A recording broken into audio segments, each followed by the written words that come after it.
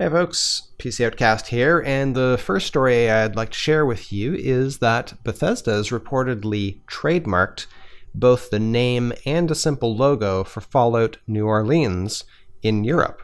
Of course, this doesn't necessarily mean that that is going to be the next game, or that it's even going to be developed by Bethesda Game Studios itself. In fact, it probably won't be. It will most likely be developed by somebody else. For example, perhaps Obsidian Entertainment, as I discussed in a previous video on the topic. And while we're on the topic of Bethesda, Fallout 4 patch 1.7 came out for PC and Xbox this week and will be coming out for PS4 next week.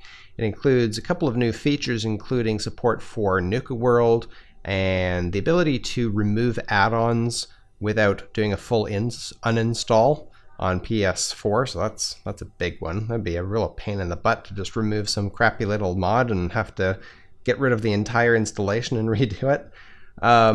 Also, it fixes a few bugs like general optimizations and stabilization, which I'm not too sure about that. Each time Bethesda did an update and said all that, it worked. The game ran worse on my computer anyway. But one of them is that it's fixing a bug where sometimes a companion would take off all their clothes when you fast traveled with them, which of course caused a lot of hilarity with anyone who has nude mods installed. In other news, the first reviews for Deus Ex Mankind Divided are finally out, and they range from 6 out of 10 at Hardcore Gamer to 9.2 out of 10 for IGN. Of course, critics are mostly full of crap anyway. I mean, does anybody even listen to their reviews anymore? They're so biased, and most of them are bought off, especially the high ratings. So I personally will be waiting to see what the user reviews are like on Steam and other places, and probably check out some YouTube Let's Plays before I even consider buying the game or not, even though I'm like a huge Deus Ex fan. I pretty much loved them all. So I'm definitely going to play it. We'll just see how it all turns out. Back on the topic of fixes and patches, No Man's Sky's new patch for PC and PS4 is rolling out and is supposed to be improving performance on lower-end PCs. No word on whether it improves the performance on high-end PCs, which a number of YouTubers and streamers have been complaining about. There's also no word on what happened to multiplayer that everybody's been complaining about as well. I guess we'll have to see if they launch a DLC with that. In other news, Microsoft has been saying that Project Scorpio is going to be the final Xbox version of console as we know it. In fact, this is probably going to be the last generation of consoles as they have been released.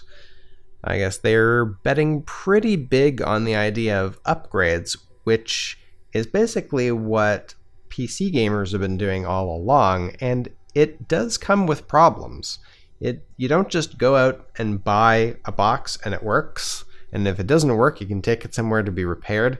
All the putting this and that and upgrading here and there does cause problems with compatibility and could also cause problems with massive problems with performance. Like you could have a whatever it's going to be called, Xbox 2 or whatever, probably just be called Xbox, and you might not have the upgrades required to play a certain game.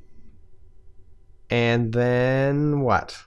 You've got the console, but now you have to buy other upgrades that you didn't bet on in order to play the game you want to play. So it's a bit of a issue, to say the least. We'll see whether or not they're able to pull it off. While we're on the topic of Xbox and Scorpio, what exactly is the price going to be?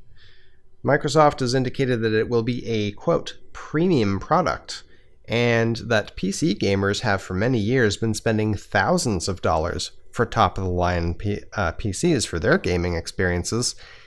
But they do want to bring that down to a level where it can be scaled to a massive audience, so it's most likely going to be more expensive than previous consoles, but hopefully less than $1,000. And we have to end on a sad note for Warhammer fans on console. Warhammer 40,000 Eternal Crusade will still be coming out of early access September 23rd for PC, but development for PS4 and Xbox One has been halted. The good news is that at least it's not being rushed out the door. We've had far too many ports, particularly from console to PC, that have been botched in the last several years and turned out to be completely unplayable. So you don't want to have that happen here either. So hopefully, by not rushing it out, it'll turn out to be better.